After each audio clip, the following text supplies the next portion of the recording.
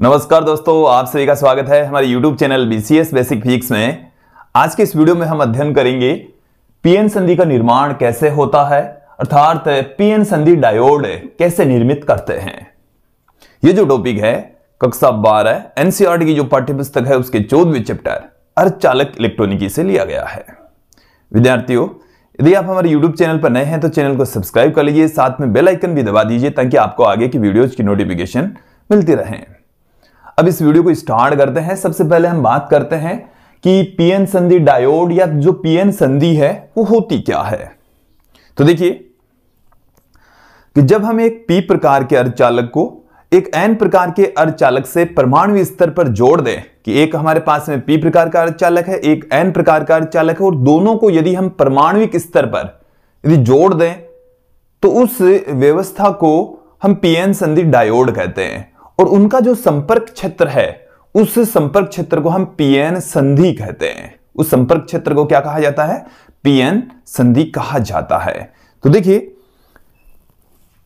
मैं यहां पर पुट कर देता हूं, पीएन संधि डायोड है क्या कि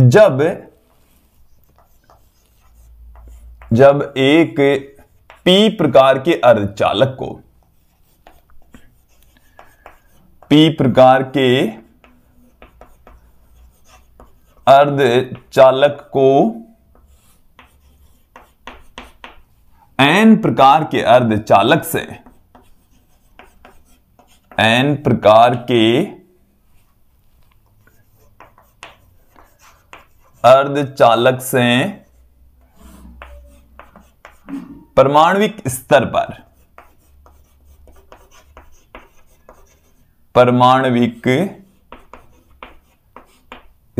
पर जोड़ दिया जाए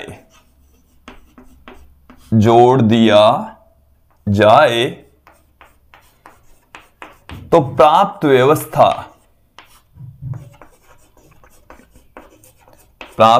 व्यवस्था पीएन संधि डायोड कहलाती है। पीएन संधि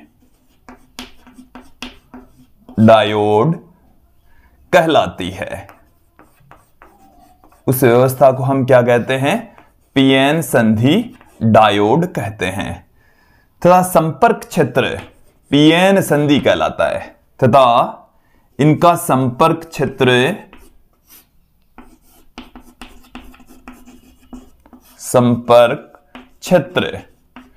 पीएन संधि कहलाता है। पीएन संधि कहलाता है। क्लियर? यहां तक समझ में आ गया होगा।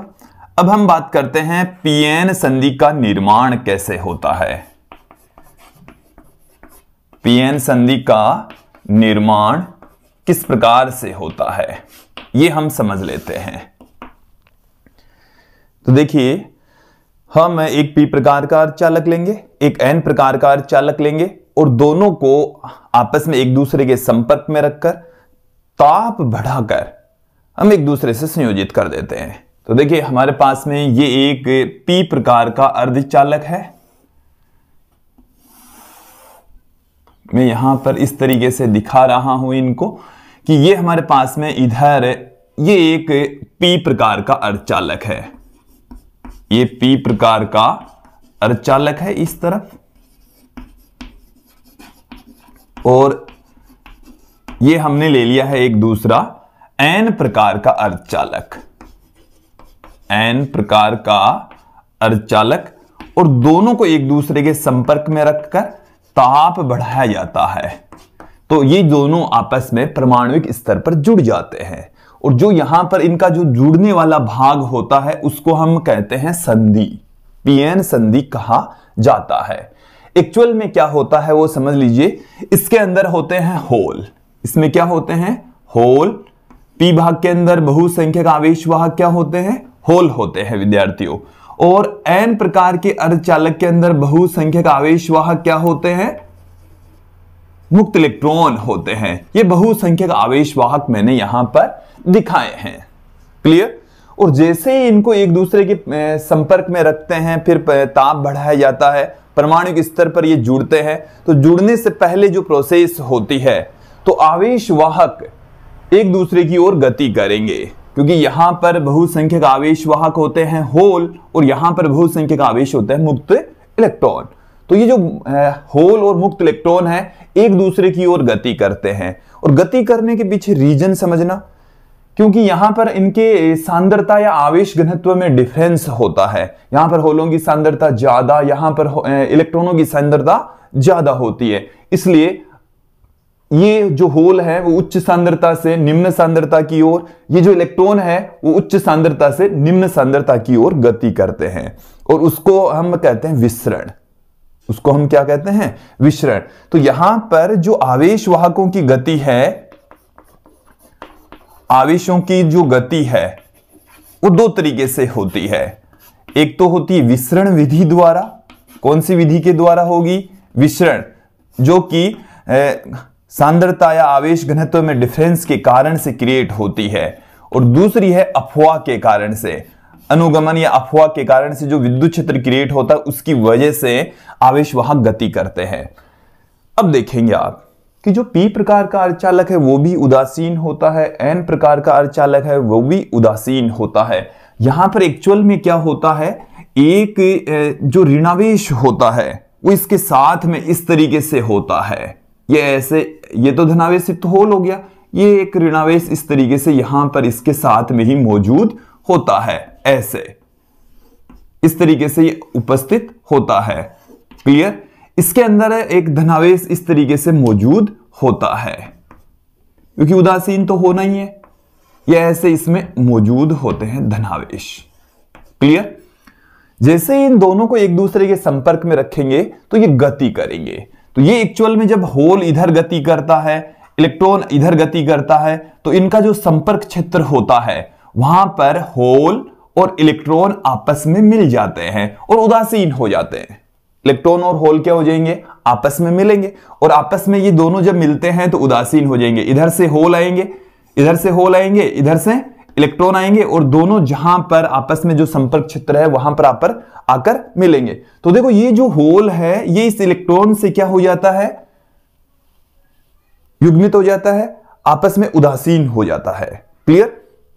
जब उदासीन होता है तो यहां पर एक ऋणावेश शेष रह जाता है। देखो यहां से ये जो होल इधर गति कर रहा है और यहां से इलेक्ट्रॉन ये इधर गति कर रहा है, तो इस वाले क्षेत्र के अंदर तो ये एक ऋणावेश यहां पर शेष रह जाता है, और इसके अंदर से एक धनावेश यहां पर शेष रह जाता है।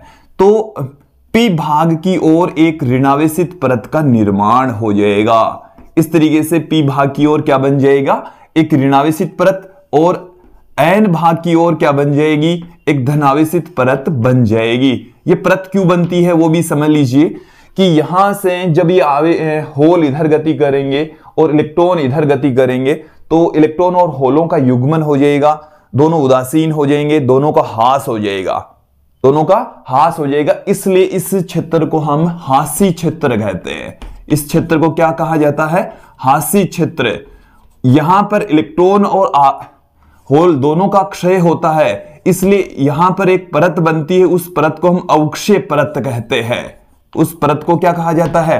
अवक्षय परत कहा जाता है। अब यहां से जो होल है ये वाला, जैसे मैं एक एग्जांपल लेकर समझा देता हूं कि ये होल इधर चला और ये इलेक्ट्रॉन इधर चला। प्रारंभ में ये जो इलेक्ट्रॉन और होल की जो गति है वो विसरण के कारण से होती है, दोनों में सांद्रताओं में अंतर के कारण से, घनत्व में अंतर के कारण से होती है। और ये जो होल है वो इस इलेक्ट्रॉन के साथ में युग्मित हो जाता है, इनका दोनों का क्या हो जाता है? युग्मन हो जाता है। तो ये दोनों तो युग्मित हो गए, तो ये यहां पर एक ऋणावेश बच गया और ये यहां पर धनावेश बच गया। तो इधर तो एक ऋणावेशित परत बन जाएगी ऐसे ही, और ऐसे एक धनावेशित परत बन जाएगी। तो यहां पर एकदम स्पष्ट कर लीजिए, दिमाग में फिट बैठा लीजिए कि P प्रकार के अर्धचालक की ओर तो कौन सी परत बनेगी? P प्रकार के अर्धचालक की ओर ऋणावेशित परत बनेगी, और N प्रकार के अर्धचालक की ओर एक धनावेशित परत बन जाती है। और बीच के अंदर उदासीन क्षेत्र होता है, यहां पर आवेश नहीं होते। तो ये जो दोनों आवेशों की परतें बन रही है, यहां से लेकर यहां तक इनके मध्य भाग में इलेक्ट्रॉन तथा होलों का युग्मन होता है, उनका ह्रास होता है, इसलिए उस क्षेत्र को हम ह्रासी क्षेत्र और इस परत को हम कहते हैं अवक्षय परत। इस परत को क्या कहा जाता है? अवक्षय परत कहा जाता है। यहां तक समझ में आ जाना चाहिए। अब देखिए कि ये जो ऋणावेशित परत है और ये जो धनावेशित परत है, एक विद्युत क्षेत्र यहां पर क्रिएट करती है। इस और इस बिंदु के बीच में यहां पर क्या उत्पन्न होगा? एक विद्युत क्षेत्र उत्पन्न हो जाएगा। देखो ये जो विद्युत क्षेत्र है उसकी डायरेक्शन एन से पी की ओर होती है। इस विद्युत क्षेत्र की दिशा किधर से किधर की ओर होती है? एन से पी की ओर होती है। ये जो विद्युत क्षेत्र है, जैसे यहां से एक होल और आता है, यहां पर ये होल आ गया, तो ये जो होल है वो इस धनावेशित परत से प्रतिकर्षित होता है, इस ऋणावेशित परत से आकर्षित होता है, इसलिए और अधिक होल इधर नहीं जा पाते। देखो यहां से होल इधर जा रहे हैं, इलेक्ट्रॉन इधर आ रहे हैं, दोनों आपस में युग्मित हो रहे हैं, बट लेकिन जब इन परतों का निर्माण हो जाता है, ऋणावेशित परत और धनावेशित परत का यहां पर निर्माण हो जाता है, तो इधर से और अधिक होल नहीं जा पाएंगे, इधर से और अधिक इलेक्ट्रॉन। देखो यहां से जब इलेक्ट्रॉन यहां पर आ गया तो ये जो इलेक्ट्रॉन है वो इससे प्रतिकर्षित होगा, इस धनावेशित परत से आकर्षित होगा, तत्पश्चात ये और अधिक गति नहीं कर पाएगा। क्लियर? तो जैसे ही इन परतों का निर्माण हो जाता है और अधिक आवेश इसमें से पार नहीं हो पाते हैं। इस वजह से इन परतों के कारण से उत्पन्न जो विद्युत क्षेत्र है उसको हम अवरोधी विद्युत क्षेत्र कहते हैं। उस विद्युत क्षेत्र को हम क्या कहते हैं? अवरोधी विद्युत क्षेत्र कहा जाता है। क्या कहा जाता है? और इस अवरोधी विद्युत क्षेत्र की जो दिशा है वो होती है एन से पी की ओर। किधर से किधर की ओर होती है? एन से पी की ओर इस अवरोधी विद्युत क्षेत्र की दिशा होती है। और इस अवक्षय परत के सिरों पर उत्पन्न जो विभव है, इस परत और इस परत के बीच में, मतलब ये ऋणावेशित और धनावेशित परत के बीच में उत्पन्न जो विभव है उसको हम कहते हैं अवरोधी विभव। क्या कहा जाता है? अवरोधी विभव कहा जाता है। तो देखिए इसको अवरोधी विभव या विभव रोधी का भी इसको हम कह देते हैं, क्योंकि और अधिक आवेश वाहकों को ये अपने में से पार नहीं होने देता, इसलिए इसको हम विभव रोधी का भी कह देते हैं। बैरियर पोटेंशियल इसको कहा जाता है। क्लियर? विभव रोधी का इसको हम VB से पुट करेंगे। किससे पुट किया जाता है? VB से पुट किया जाता है।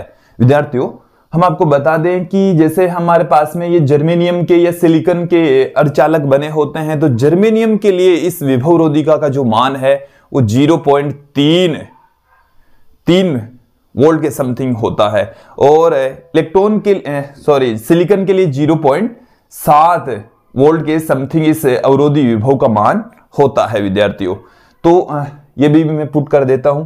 यहां तक आपको समझ में आ जाना चाहिए कि अवक्षय परत का निर्माण कैसे होता है। अवक्षय परत का यहां पर निर्माण हो गया। अब देखो यहां पर और समझना कि अपव्यय वेग के कारण से यह विद्युत क्षेत्र क्रिएट हो गया, और इस विद्युत क्षेत्र में यहां पर क्या होता है? अल्पसंख्यक आवेशवाहक इलेक्ट्रॉन होते हैं, यहां पर अल्पसंख्यक आवेशवाहक होल होते हैं, और वो अल्पसंख्यक आवेश अपव्यय वेग से गति करेंगे, क्योंकि यहां पर जो इलेक्ट्रॉन है वो इलेक्ट्रॉन तो यहां आ गए तो वो इससे प्रतिकर्षित होंगे और यहां से आकर्षित होकर इधर गति करेंगे। तो अल्पसंख्यक आवेशवाहक अपव्यय वेग के कारण से गति करते हैं। प्रारंभ में जो आवेशवाहक है वो विसरण के कारण से गति करेंगे, और जैसे यहां पर अवरोधी विद्युत क्षेत्र उत्पन्न हो जाता है तो उसके पश्चात अपव्यय वेग से भी अल्पसंख्यक आवेशवाहक गति करेंगे। क्लियर हो गया? यहां तक क्लियर हो जाना चाहिए। अवक्षय परत का निर्माण समझ में आ जाना चाहिए।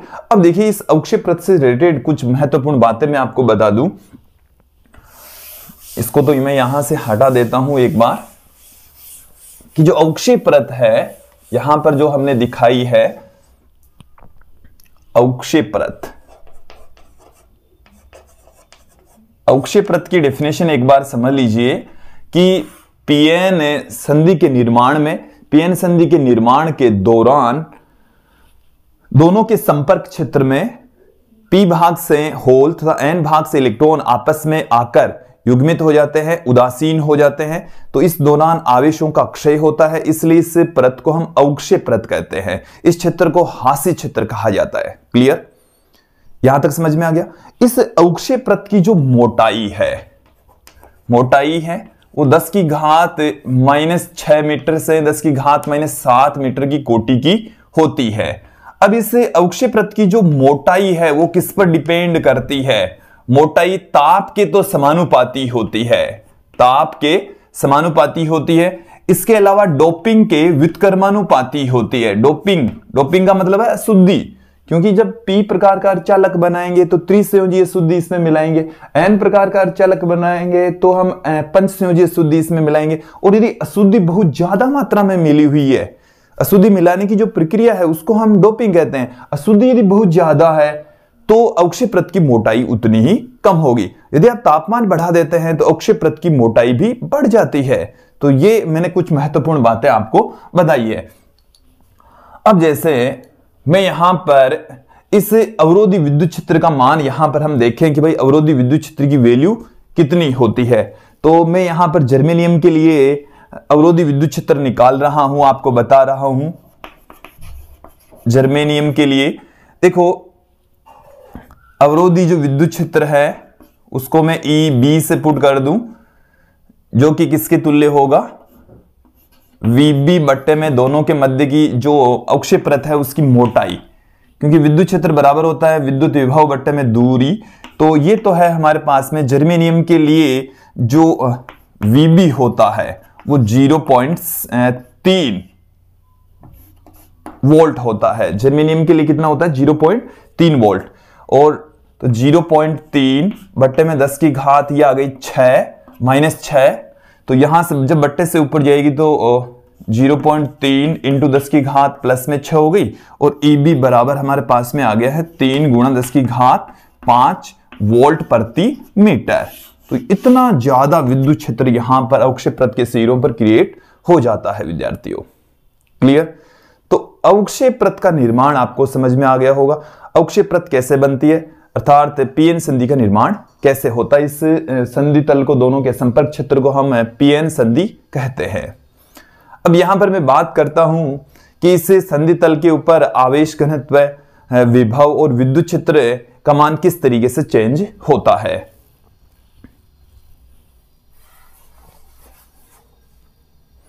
तो सबसे पहले हम एक ग्राफ के जरिए आपको समझाएंगे कि जो विद्युत विभव है, आवेश घनत्व है और विद्युत क्षेत्र है वो किस इस संधि तल पर किस तरीके से बदलते हैं। सबसे पहले मैं बात करता हूं विभव की। तो देखिए यहां पर इस संधि तल पर यहां पर होता है धनात्मक विभव, यहां पर होता है ऋणात्मक विभव और मध्य भाग में जो विभव है वो शून्य होता है। मध्य भाग में विभव कितना होगा, शून्य होगा। तो यहां पर इस तरीके का ग्राफ हमें प्राप्त होगा। ये एक तरफ हमने ले लिया है विभव, तो देखो मध्य भाग में तो क्या होता है, विभव शून्य होता है। फिर जैसे जैसे हम इस धनावेशित अक्षय प्रत की ओर, मतलब उस धनावेशित पार्ट की ओर बढ़ेंगे तो विभव का मान बढ़ता जाएगा, फिर स्थिर हो जाएगा। और यदि आप इस प्रत की ओर चलेंगे तो ऋणावेश में जो ऋणात्मक है प्रत है उसकी ओर बढ़ेंगे तो विभव भी ऋणात्मक होगा और एक स्थिति के बाद में वो भी स्थिर हो जाएगा। फिर मैं बात करूं यहां पर आवेश घनत्व की। आवेश घनत्व है तो यहां पर देखिए आप, धनात्मक आवेश घनत्व होता है, यहां पर ऋणात्मक आवेश घनत्व होता है, यहां पर आवेश घनत्व शून्य होता है। तो ये जो आवेश घनत्व है वो इस प्रकार से चेंज होता है, ऐसे यहां पर धनात्मक होता है आवेश घनत्व, मैंने यहां पर आपको बताया है आवेश घनत्व।